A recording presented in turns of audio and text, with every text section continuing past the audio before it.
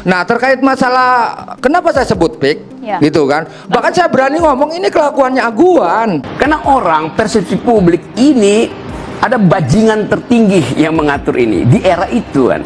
Yang bilang pagar laut ini milik Sembilan Naga itu provokator Pak, niatnya mau rasis ke warga minoritas dan mau adu domba bangsa. Ditangkapin aja tuh Pak orang yang bikin gaduh kayak gitu Pak. Makanya kami melihat ini, saya pikir kalau ngomong proyek PIK 2 PSN ini, saya pikir ini brutal, terlalu dolim, terlalu. Nelayan juga kan bukan satu dua orang, banyak. Ada pro ada kontra, ya sok-sok mangga. Tarsin bener. Oh iya, takutnya model-model begini staf desa doang Pak. Kalau misalnya saya adalah orang yang diuntungkan, berarti tergolong saya ini orang yang berpikirnya minha. Minha itu setengah dari 100 PA. Kapasitas saya adalah meluruskan informasi. Kalau tadi katanya ada setengah PA, itu pun pihak PIK, pihak korporasi ini juga mengganti kerohiman. Urusannya bukan di situ. Publik ingin lihat ada korporasi yang dihukum, ada pejabat yang dihukum.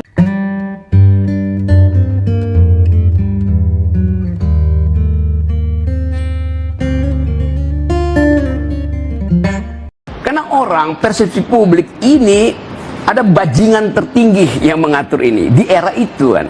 Nah, itu dasarnya kan. Kan menteri-menteri ini kan ya belakangan tuh ya, kepala BPN siapa sih sebelum itu, menteri ini pejabat yang disebut tadi siapa. Tetapi orang bertanya di era siapa itu diloloskan, demi apa, tukar tambah apa itu. Di Pak Prabowo beserta jajarannya jangan termakan hoax pagar laut ini milik PIK 2 atau milik Agung Sedayu ya Pak. Pagar laut ini saya bisa pastikan milik nelayan warga sini Pak. Yang bilang pagar laut ini milik Sembilan Naga itu provokator Pak, niatnya mau rasis ke warga minoritas dan mau adu domba bangsa. Ditangkapin aja tuh Pak orang yang bikin gaduh kayak gitu Pak. Makanya kami melihat ini, saya pikir kalau ngomong proyek PIK 2 PSN ini, saya pikir ini brutal, terlalu dolim, terlalu dolim. Kalau Pak Khalid ini termasuk yang diuntungkan atau dirugikan dengan adanya? Atau dirugikan. Kalau misalnya saya adalah orang yang diuntungkan, berarti tergolong saya ini orang yang berpikirnya minha. Minha itu setengah dari 100 PA. kapasitas saya adalah meluruskan informasi.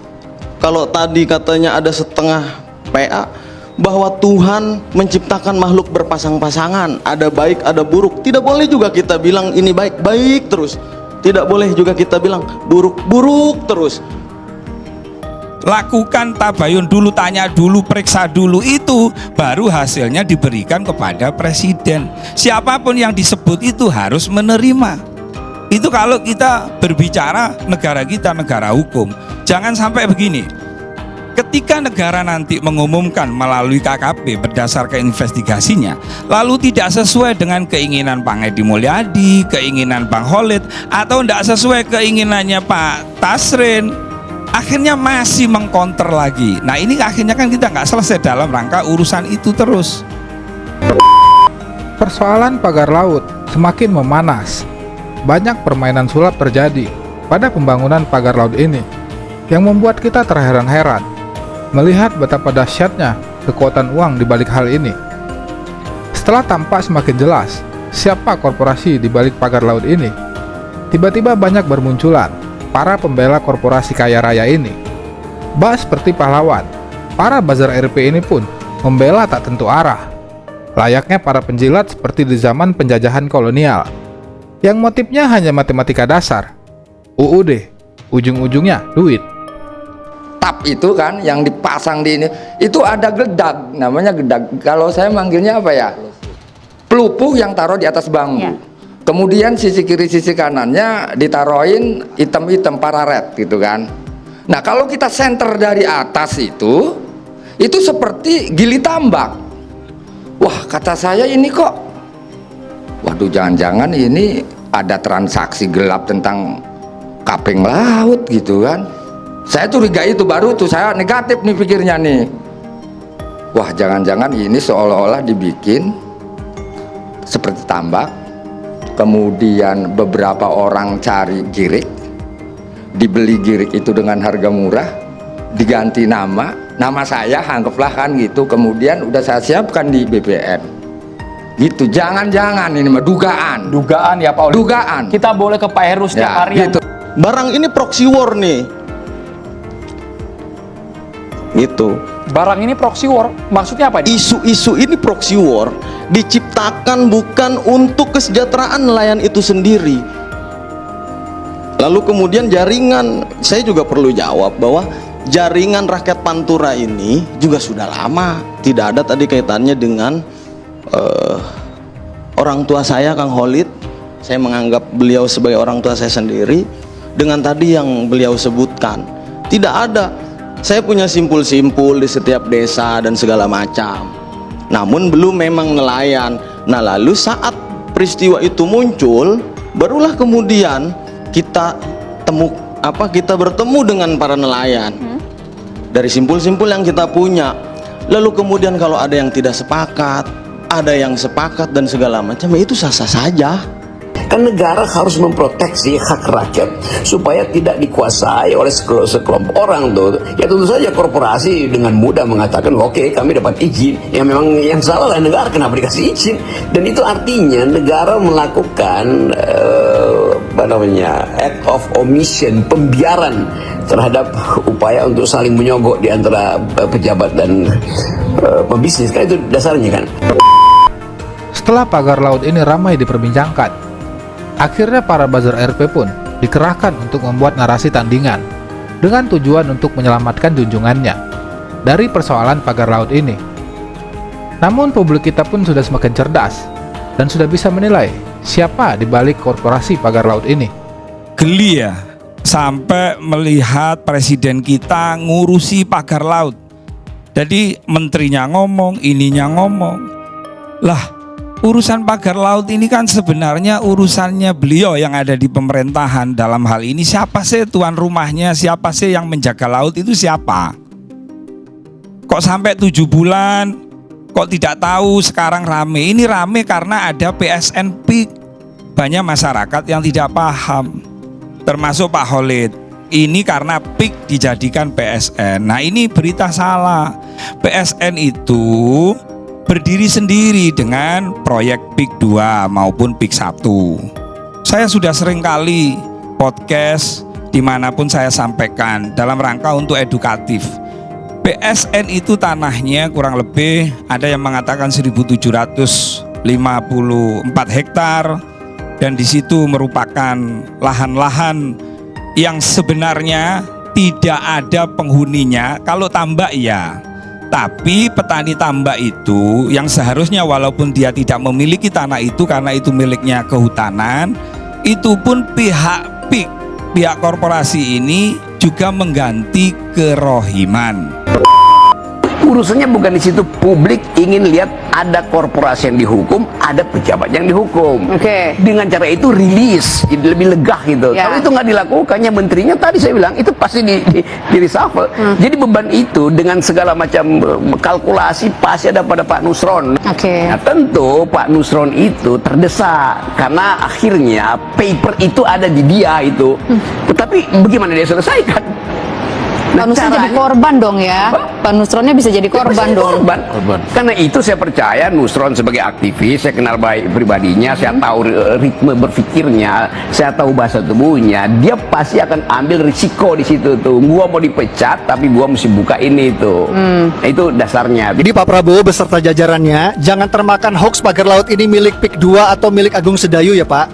Pagar laut ini saya bisa pastikan milik nelayan warga sini Pak. Yang bilang pagar laut ini milik Sembilan Naga itu provokator Pak. Niatnya mau rasis ke warga minoritas dan mau adu domba bangsa. Ditangkapin aja tuh Pak orang yang bikin gaduh kayak gitu Pak. Lalu kami melakukan random sampling sebelum kita masuk pada konvers. Kita lakukan tuh random sampling. Ada berapa nelayan yang ditanyai Mas? Oh masyarakat bukan hanya nelayan. Masyarakat ada Begitu. berapa banyak? Ya kalau masyarakat di pesisir itu berjuta-juta ya.